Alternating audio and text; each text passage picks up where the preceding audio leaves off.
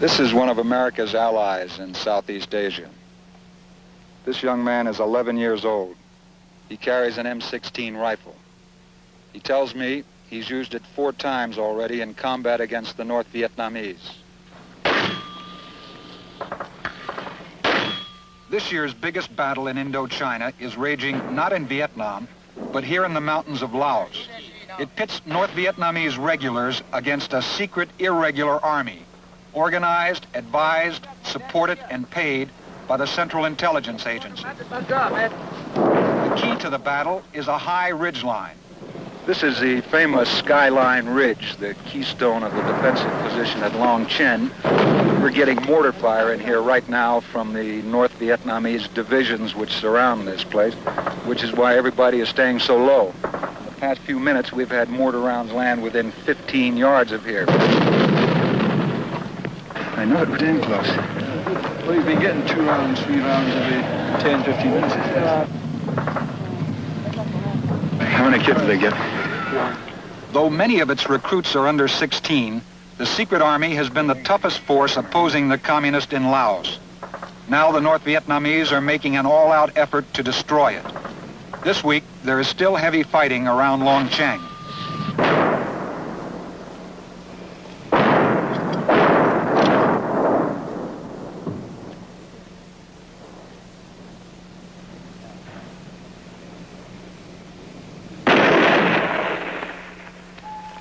The secret army now has men from various ethnic groups, but it began among the Mao hill tribes. The Mao, or Hmong as they call themselves, are a fiercely independent people who thrive in the rugged highlands.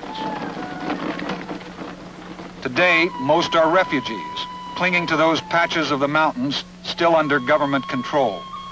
Despite 10 years of defeat and suffering, most have remained staunch allies of America. Today, with other hill tribes, they are still the backbone of the secret army and make it the closest thing to a people's army on the government side.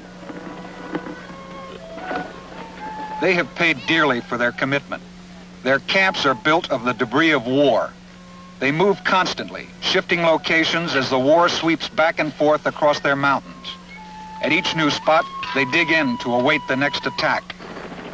When there's time between moves, they still plant their opium poppies. For centuries, opium was their only cash crop. But the war has reduced the crops to the point where the Hmong smoke most of it themselves. This is Boom Long, 45 miles from the North Vietnamese border and the only major secret army base left in the far north. To get here means a long flight over enemy territory with the pilots dodging anti-aircraft positions. The only link with the outside world is the airstrip, and it is frequently closed by enemy shell fire. There are 6,000 people here. Only a few hundred are soldiers advised by the CIA. The rest are women and children.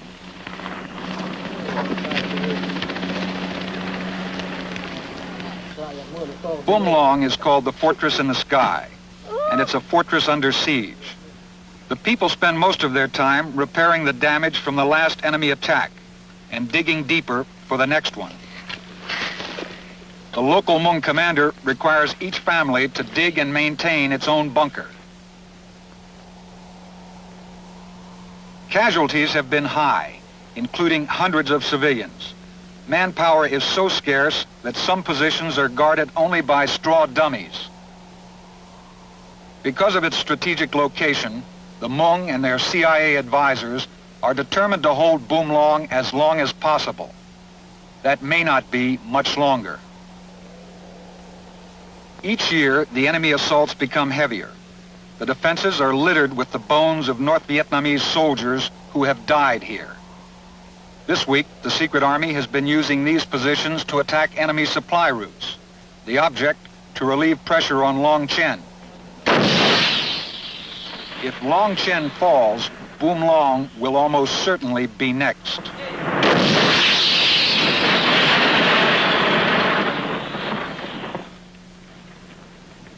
For years, this compound in the village of Long Chen was one of the most secret spots on Earth. This was headquarters for the CIA and the Secret Army in Laos. It was a little bit of America, crammed with sophisticated electronic gear.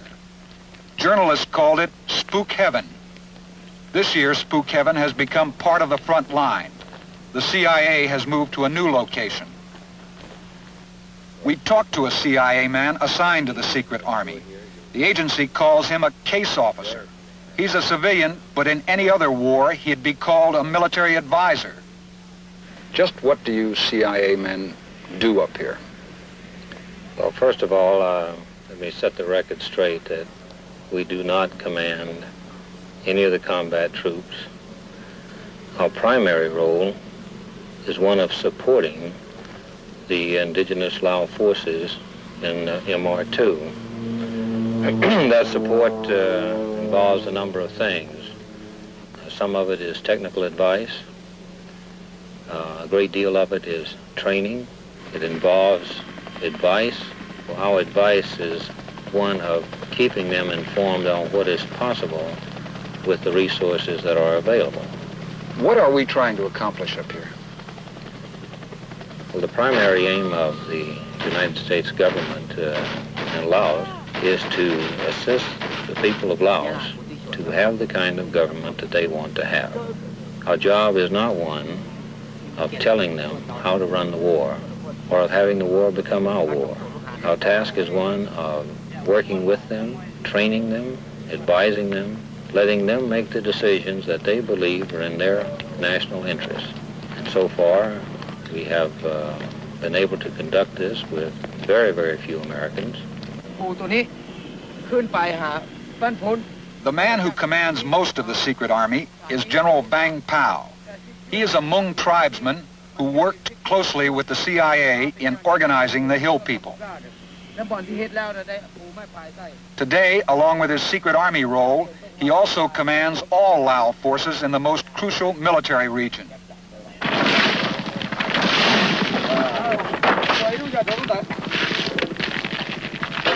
We found him helping his soldiers repair shell holes in the airstrip near his headquarters. He is definitely not an armchair general. He's part warlord, part tribal father figure, and the most effective military leader in Laos today. When the war permits, Vang Pao spends most of his time with other tribal leaders. The Hmong look to him for leadership in politics as well as fighting. But in the tribal hierarchy, Vang Pao is not a dictator, but a sort of first among equals. Decisions are reached only after the traditional long discussions with other clan chiefs. But Vang Pao's favorite spot is the front line. Some of his American CIA advisors complain that VP, as they call him, spends too much time in the foxholes and not enough time plotting grand strategy. But the fact is the soldiers, especially the Hmong soldiers, fight best when VP is around. And despite his advisors, Vang Pao is not about to change his style, even when his arrival attracts enemy mortar fire.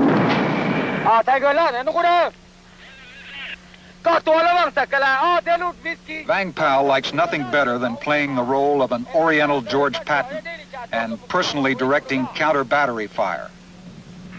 General, what have we got over in that position we're shooting at? 120 mortar. A 120 mortar? Yeah. Well, that makes it interesting. Yeah.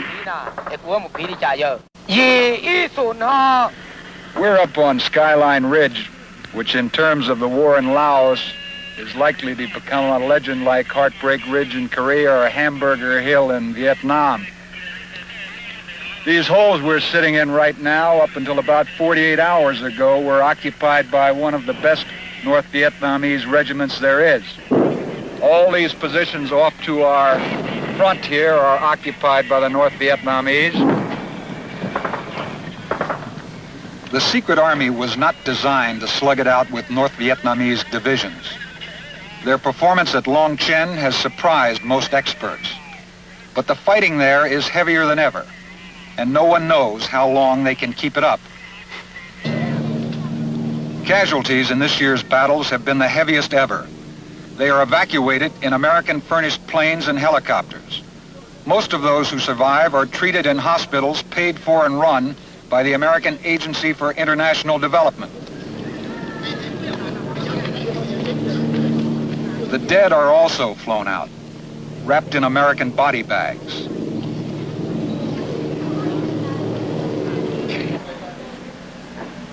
The lightly wounded can expect to be back in the front lines quickly. They can also expect a visit from General Vang Pao, who tries to make sure they get the best care available.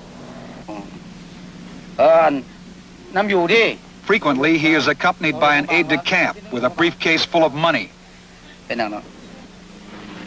Vang Pao and his men received their money direct from the CIA, bypassing the corruption that plagues the Lao regular army. By Lao standards, they are very well paid. Critics have suggested that the rice and money from America are the secret army's main motivation. No amount of money or rice or medical treatment is going to get any young man to stand up and fight the North Vietnamese and run the very high risk of being killed or maimed for life. Because remember, these are irregulars. They're very much like we had in the Revolutionary War in our own country. They volunteered in and they can volunteer out. The Hmong attitude is that this is his homeland. They're here and they're fighting because this is their homeland. They lose this and there's no place else for them to go. But each year, the Hmong homeland shrinks. The battles are bigger, the casualty list longer, and there are signs of weariness among the hill tribes. Vang Pao spends a lot of time visiting the isolated Hmong settlements, trying to boost his people's morale. Except for the small local garrison, there are usually few men present. They are all away at the front. One of his unpleasant duties is to inform wives and mothers that their loved ones are dead or missing.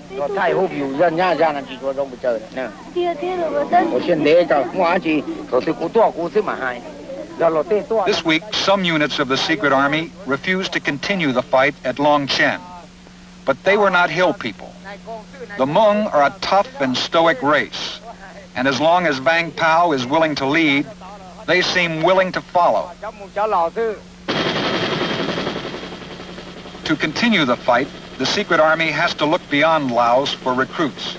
These soldiers are Thai volunteers, recruited and trained in Thailand by the CIA, which also pays them. The Lao, and particularly the hill tribes, have been bled white by the war. They have simply run out of manpower. The result is about 8,000 Thai volunteers presently fighting in Laos. Some senators claim this violates a congressional ban on mercenaries being hired to fight in Southeast Asia.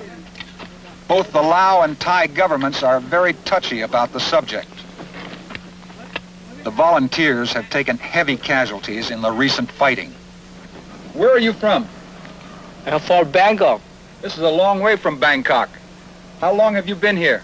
1 year. You've been here 1 year? Yes. You fight the North Vietnamese very much? Yeah. I work here 1 year, but I think it's very long. It's same 10 years. 1 year here seems like 10 years. Do you like it here? No, I don't lie.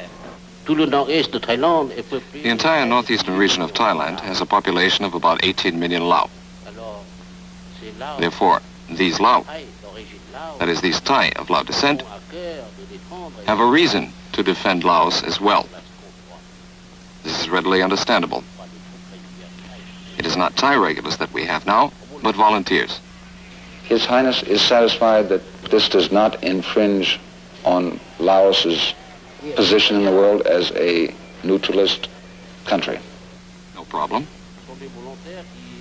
They are volunteers who come to fight, as was the case, as you know, in France, with the Foreign Legion, which includes individuals from all nationalities.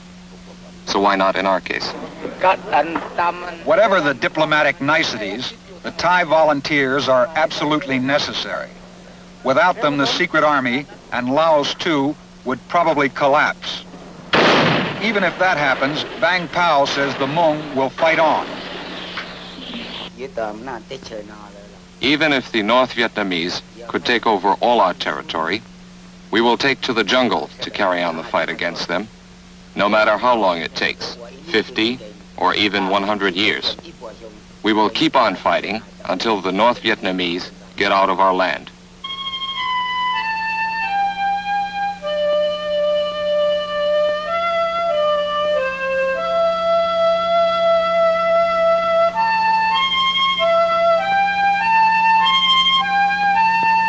These days, Bang Pao seldom sees his home or children. He has been through crises before, but this year, the military situation is worse than ever. He's troubled for the future of his children and his people. But he says he's confident that America will never simply abandon the Hill people.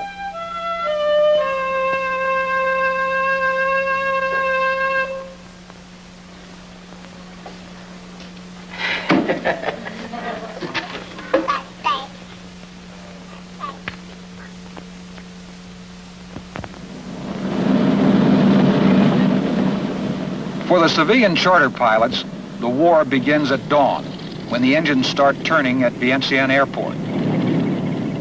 Air America alone carries 12 million pounds of cargo and nearly 10,000 people out of Vientiane each month. Their destinations are diverse and often dangerous. Well, now on the unfriendly activity, which was right off to the south, I don't see the same marks that were on the previous chart. But, No. But here again, it looks like perhaps we've lost that unfriendly activity. Yeah. There are very few milk runs left in Laos. At pilot briefings, the latest reports on enemy anti-aircraft positions are as important as the weather. Again, if you're low level, good chance you may pick up some unfriendly fire. Pilots say the only thing worse than flying in Laos is trying to land there. By local standards, this dirt strip set between mountains is a major airport. It is now the Secret Army's headquarters in northern Laos. Big planes bring the cargo in, and from here, smaller planes and helicopters haul it to 100 different sites in the surrounding mountains. These days, much of the cargo is ammunition. Most of it parachuted to what the pilots call the friendlies. The control tower is primitive, and there are no navigation aids. Yet between daylight and dusk, this strip handles 900 takeoffs and landings each day.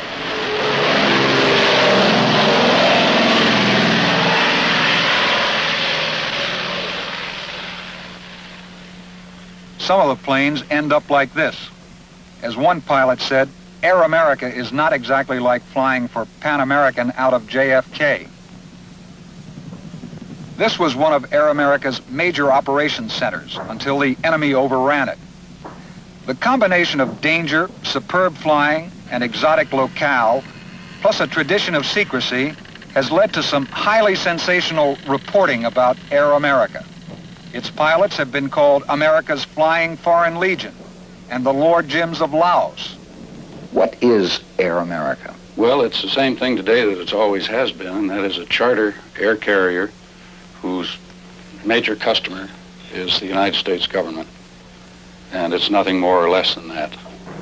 The average age, by the way, is 43 out here, so that they're not a bunch of apple-cheeked youngsters who are looking for big thrills. Most of them have already had their thrills. Each season, it gets worse. as an example, we're within 15 minutes now of an area last year was like a rest center. This year, as you know, we've already had one airplane shot down. What's the worst thing about flying out here? The mountains, the weather, or the bad guys? It's a combination of all three. We have three distinct flying seasons. It's either smoky, windy, or rainy. And any one of the three combined with the enemy creates the situation that none of us like. So you don't really have a happy season? No, there's not. How long do you plan to keep this up? Each year I say it's my last one. This is my 7th year now. What is it that brings you back? Money. No, not really. It's a big influence, of course. I have 2 daughters to put through school yet, out of my 6. So even though I'm retired, I still have to work. You like the guys you work with? Yeah, a real bunch of pros, every one of them. We have an extreme sense of comradeship and a sense of competition that I think is not excelled in any profession. Let's say the U.S. government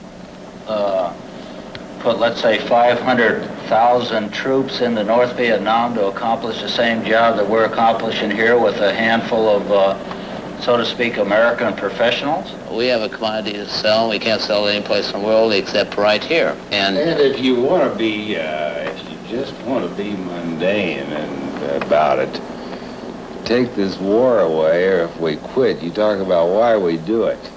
If most of us went back to the United States, we would be a dirty old man. Come on, Jim, you're a dirty old man here. What are you talking about? Well, not really. It is a different operation, I think, than you'll find any place in the world. But on the other hand, as far as professional standards go, we do meet the requirements of any major airline, regardless of where it is throughout the world. It is becoming tougher, but it hasn't reached the point where we're giving up by any stretch of the imagination. All of us are very talented, very, very talented, and we can avoid what they have given us so far. But it is becoming a little more difficult for us to do. We are really all...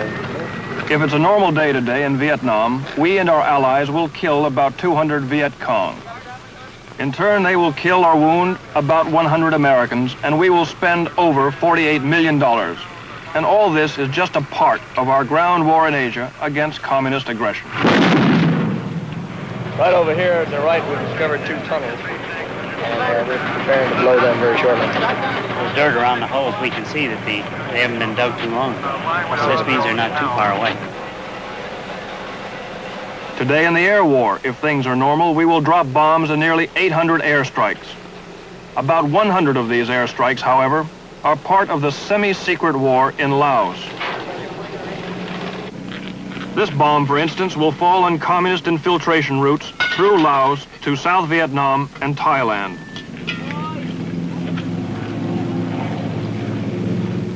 Like the bomb, the plane, the equipment, the rockets, the war itself is American-made, supported, supplied, or directed.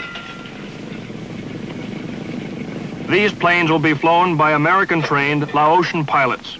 Part of the holding action we support in Laos while we try and defeat the same enemy in Vietnam.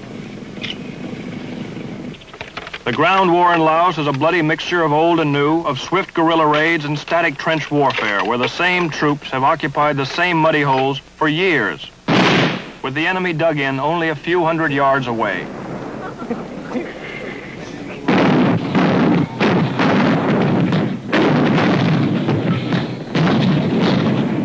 Despite 2 formal peace treaties, the guns really haven't stopped firing in 12 years, making this Asia's longest continuous shooting war.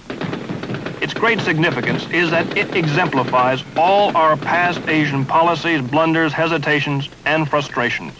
And for those who believe negotiations and conferences are the solution to war in Asia, it has some somber lessons. Since 1953, tiny Laos has probably been negotiated over and conferred over more often and by more people than any spot on Earth. This is the result. The tragic war in landlocked and impoverished Laos is less an ideological battle than a problem of simple geography. For the communists to carry out their infiltration of Thailand and their war in South Vietnam, they need to travel through Laos. Battalions of North Vietnamese are dug in on the Plain of Jars, the traditional invasion route to the Mekong. Chinese engineer battalions are building roads towards the border of Thailand from China's Yunnan province.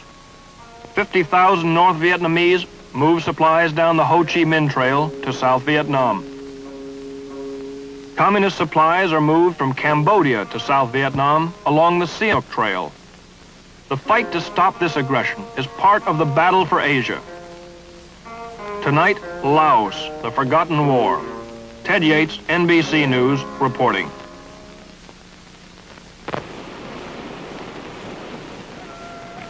I want to make a brief statement about Laos. It is, I think, important for all Americans to understand this difficult and potentially dangerous problem. In the last half of 1960, a series of sudden maneuvers occurred, and the communists and their supporters turned to a new and greatly intensified military effort to take over. Since this pronouncement by President Kennedy in 1961, over $300 million in U.S. arms have gone to Laos, but the country is still dominated by the communists, and the chaos in Laos, as it was then called, still goes on. The chaos, in fact, has increased. Here at the royal capital of Luang Prabang, in addition to its other problems, Laos has two capitals, is the king. He's been in the palace 6 years, but still refuses to be crowned because, as soothsayers report, the stars are not yet right for the event. About the only thing that brings the king to Vientiane, the administrative capital, are royal matters, in this case, the funeral of a royal prince. Shielded from the sun, the monarch leads the mourners. With him, royal princes, behind the feudal hierarchy of Laos. First, the Royal Officers Corps. They run the country, sometimes well, sometimes crookedly, invariably at odds with each other. The important Buddhist monks. And the representatives of 60 tribes that add the element of ethnic diversity to the country's political confusions. The funeral cortege passes Vientiane's greatest edifice. Begun as the Laotian Victory Monument, the project sits abandoned. Probably because there has been no such thing as victory in Laos for anyone. It is now called, more appropriately, the Monument to the Dead. Most of its cement was stolen from U.S. aid.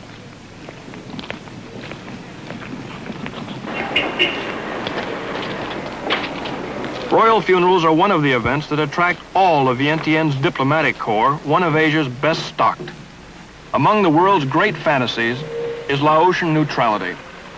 But this myth enables all the enemy diplomats to mingle socially, including those fighting the hardest in Laos. Both North and South Vietnam attend a day's funeral. And bedecked in proletarian finery, the jaunty dean of the diplomatic corps, the communist Chinese ambassador. When I use a word, Humpty Dumpty said in Alice in Wonderland, it means just what I choose it to mean, neither more nor less. In the fantasy of Laos, the word neutrality is used much